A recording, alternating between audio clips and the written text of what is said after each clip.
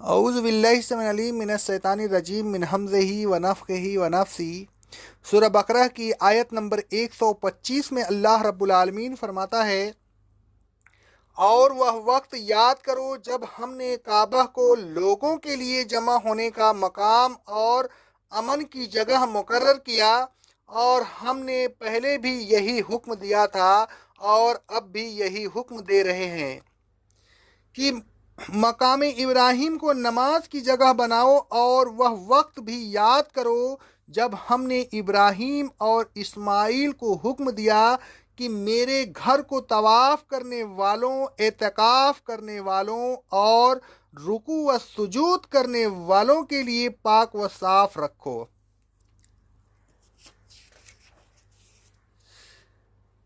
اس آیت میں بیتن سے مراد کعبہ ہے اور مشابتن سے مراد جمع ہونے اور اقامت کی جگہ کے ہیں۔ اللہ تعالیٰ فرماتا ہے سورہ مائدہ کی آیت نمبر 97 میں، اللہ تعالیٰ نے عزت والے گھر کعبہ کو وہ لوگوں کے لیے باعث امن بنایا۔ یہی وہ گھر ہے جس کی زیارت کے لیے لوگ مختلف مقامات سے سفر کر کے آتے ہیں۔ آگے اللہ رب العالمین فرماتا ہے سورہ آل عمران کی آیت نمبر 97 میں، اللہ کا لوگوں پر یہ حق ہے کہ وہ اس گھر کا حج کریں، یعنی وہ شخص جس کو اس گھر تک پہنچنے کی استطاعت ہو اس گھر کا حج کرے۔ یہی وہ عبادت کا گھر ہے جو روئے زمین پر سب سے پہلے عبادت کے لیے تعمیر کیا گیا۔ اللہ تعالیٰ فرماتا ہے سورہ آل عمران کی آیت نمبر 96 میں، سب سے پہلا گھر جو لوگوں کے لیے عبادت گاہ بنایا گیا وہ ہے جو مکہ میں ہے۔ یہی وہ مقام ہے جس کی زیارت کے لیے مسلمین دنیا کے اطراف و اکناف اور دور و دراز مقامات سے آتے ہیں۔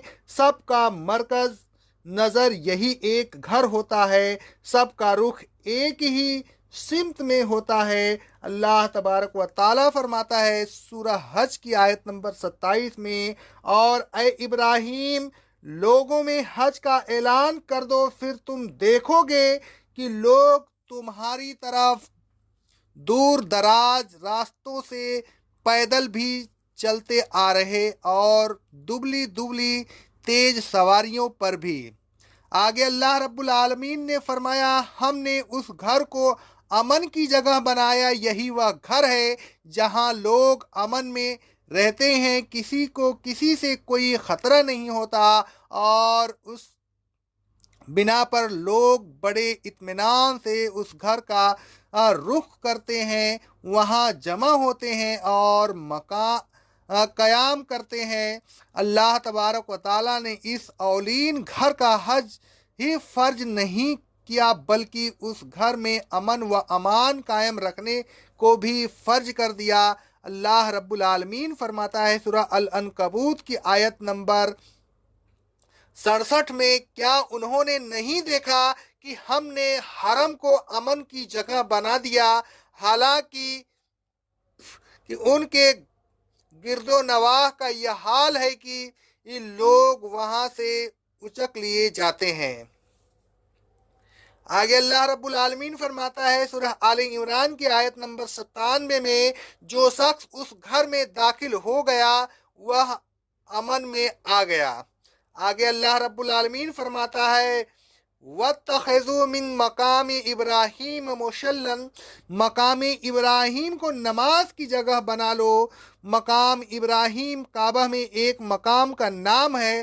اللہ تبارک و تعالیٰ فرماتا ہے سورہ آل عمران کی آیت نمبر 96 سے لے کر 97 تک، بے شک سب سے پہلا عبادت کا گھر جو لوگوں کے لیے بنایا گیا وہ ہے جو مکہ میں ہے، وہ بابرکت اور تمام عالم کے لیے موجب ہدایت ہے، اس میں کھلی ہوئی نشانیاں ہیں، من جملہ ان کے ایک مقام ابراہیم بھی ہے۔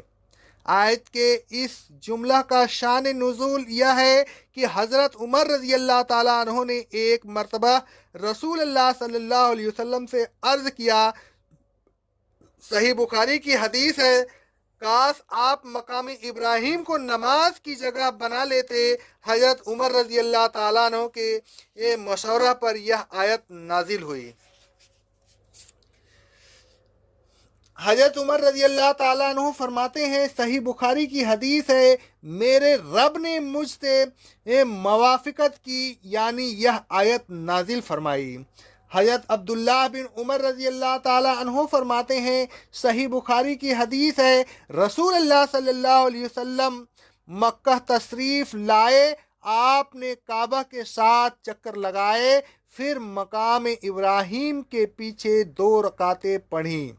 حضرت جابر رضی اللہ تعالیٰ عنہ فرماتے ہیں، صحیح مسلم کی حدیث ہے، طواف کے بعد رسول اللہ صلی اللہ علیہ وسلم مقام ابراہیم علیہ السلام کی طرف آئے اور آپ نے یہ آیت تلاوت فرمائی، وَاتَّخِذُوا مِن مقام ابراہیم مُصَلًّى، پھر آپ نے مقام ابراہیم کو اپنے اور کعبہ کے درمیان کر لیا اور 2 رکعت پڑھیں، جن میں آپ نے قل هو اللہ احد اور قل یا ایھا الکافرون پڑھیں۔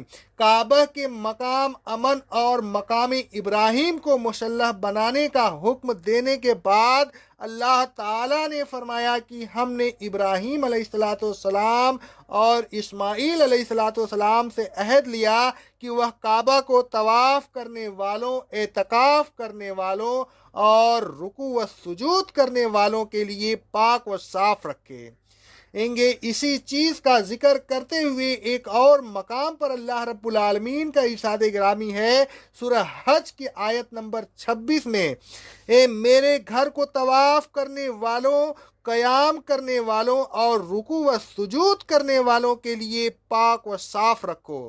اس آیت سے معلوم ہوا کہ کعبہ طواف و اعتکاف اور نماز کا مقام ہے۔ کعبہ کو پاک و صاف رکھنا بہت ضروری ہے۔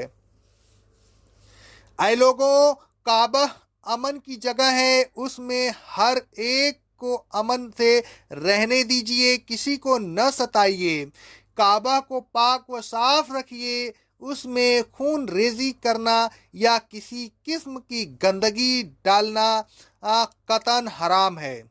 آپ ان چیزوں سے بچیے۔ کعبہ کا انتہائی احترام ملحوظ رکھیے۔ کعبہ سے ملحق ایک جگہ ہے جس کو مقام ابراہیم کہتے ہیں، اسے نماز پڑھنے کی جگہ بنائیے۔ کعبہ میں مصلی بس یہی ایک ہے، امام اسی جگہ کھڑا ہو، کسی اور جگہ کو امام کا مصلی نہ بنائیے۔ طواف کرنے کے بعد مقام ابراہیم کو اپنے اور کعبہ کے درمیان کر کے 2 رکعت پڑھیے۔ مذاہب اور کعبہ کے خود ساختہ مصلی جو کسی زمانے میں بنائے گئے تھے ان سے دور رہیے۔ اللہ تبارک و تعالیٰ کے مقرر کردہ مصلی کے مقابلہ میں ان مصلوں کا مقرر کرنا یقیناً ایک بہت بڑی جرات تھی۔ یہ اللہ تبارک و تعالیٰ کی شریعت سے کھلی بغاوت تھی اور فرقہ بندی جیسی لعنت کو استحکام پہنچانے کا ذریعہ تھی۔